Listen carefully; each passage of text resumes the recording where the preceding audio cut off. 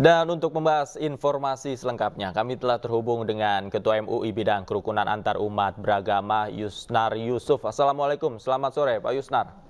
Assalamualaikum warahmatullahi wabarakatuh. Pak Yusnar, saya ingin mulai dengan tanggapan Anda ketika Paus Fransiskus melakukan lawatan ke Indonesia yang mayoritas umat Muslim. Ya, saya sudah lama mendengarkan ini mendengarkan atau berita yang menyatakan bahwa Paus Fransiskus akan mendatangi Indonesia. Sebagai Ketua Majelis Ulama membidangi kerukunan umat beragama, kami sangat bahagia ketika seorang pemimpin agama dunia itu datang ke Indonesia dan melihat Indonesia bagaimana sebetulnya Indonesia sebagai sebuah negara yang besar, tetapi sebuah negara yang besar itu adalah sangat mengagungkan toleransi.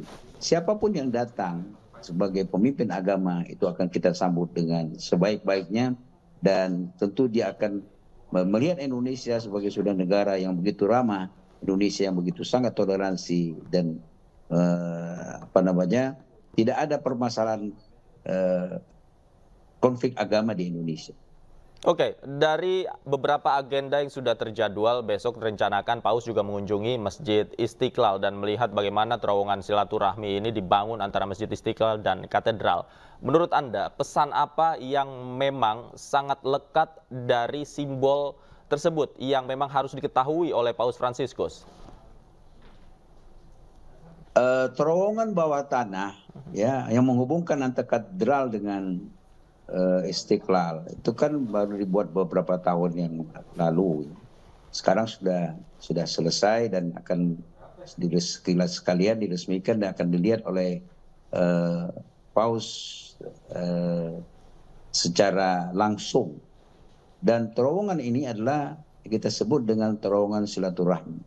Artinya hubungan antar agama Katolik dan juga dengan Islam itu adalah sebuah kekuatan yang sangat erat kaitannya, dan kedua tempat ibadah ini adalah merupakan simbol daripada begitu kuatnya hubungan antar agama di Indonesia, terutama di Jakarta, sehingga ini adalah merupakan sebuah monumen yang akan bisa menjadi penghubung bahwa tidak ada permasalahan di Indonesia tentang beragama.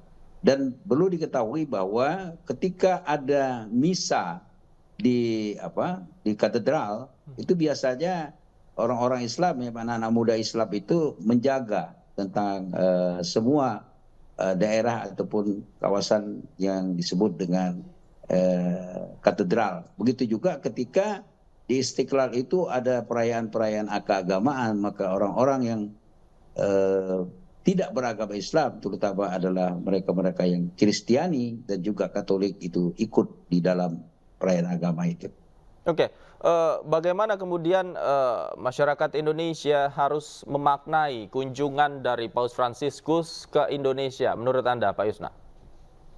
Sebetulnya Indonesia kan tidak ada masalah. Masyarakat Indonesia ini sangat ramah tamah, tidak ada masalah. Tidak ada masalah di situ, dan sangat menerima adanya atau kedatangan atau lawatan daripada Paus Fransiskus ini ke Indonesia. Kalaupun dulu-dulu ada yang seperti itu sekitar tahun 80-an ketika kedatangan Paus pada waktu itu, ada permasalahan. Saya kira itu masalah-masalah yang hanya dibuat-buat oleh sebagian orang yang tidak paham tentang masalah bagaimana yang disebut dengan toleransi. Sekarang masyarakat Indonesia sudah sangat kuat dengan toleransi, mereka paham dengan toleransi itu, dan kita juga mengembangkan itu. Majelis Ulama Indonesia akan membuatkan Islam wasatiyah, yaitu Islam pertengahan, Islam yang dapat menerima siapa saja dan mesra untuk menerima itu. Oke, Pak Yusnar, tadi juga kita ketahui Paus datang menggunakan pesawat komersil, kemudian juga menolak untuk menginap di hotel dan memilih di Kedutaan Besar Vatikan, kemudian juga memilih minibus sendiri untuk ditumpangi selama lawatannya di Indonesia. Bagaimana Anda melihat cerminan perilaku yang ditunjukkan Paus selama ada di Indonesia? Saya kira sangat baik, yang seperti itu sangat baik. Sama saja dulu ketika Menteri Agama Indonesia ketika dia berkunjung ke daerah, selalunya dia tidak menginap di hotel, tetapi menginap di asrama haji, tempat haji yang sudah dibangun oleh Kementerian Agama. Nah, ini adalah merupakan cerminan bahwa tokoh-tokoh agama itu sebaiknya itu memang menginap di tempat, bukan di hotel. Karena hotel itu merupakan tempat yang semua orang boleh masuk di situ. Tetapi ketika dia berada di pusat keagamaannya, misalnya saja di Kedutaan Besar Roma di Jakarta, tentu dia menempatkan diri sebagai tokoh agama atau pimpinan agama dunia yang bisa didatangi oleh umat beragama itu sendiri di tempat atau di Kedutaan Roma. Saya kira itu sesuatu yang wajar dan sesuatu yang mengagumkan bagi saya.